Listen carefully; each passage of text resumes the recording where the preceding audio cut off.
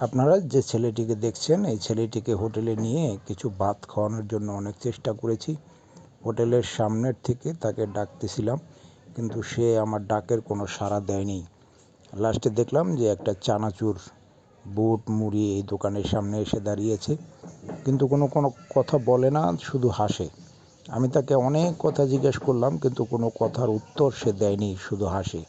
লাস্টে যখন জিজ্ঞেস করলাম যে তুমি চানাচুর খাবে, তখন শুধু মাথাটা নাড়ল যে সে চানাচুর খাবে। আসলেই জানি না ঈশ্বর কাকে কখন কোথায় ব্যবহার করবে, কে কখন কোন অবস্থায় থাকবে, একমাত্র ঈশ্বরই জানেন। প্রার্থনা করবেন এই সমস্ত অসহায় ব্যক্তিদের জন্য। ঈশ্বর যেন ওনাদেরকে ভালো রাখেন, সুস্থ রাখেন।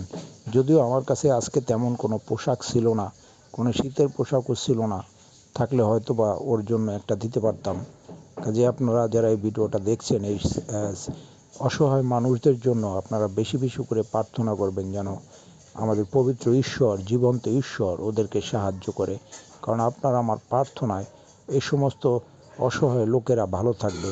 কাজে আসুন আমরা ওদের জন্য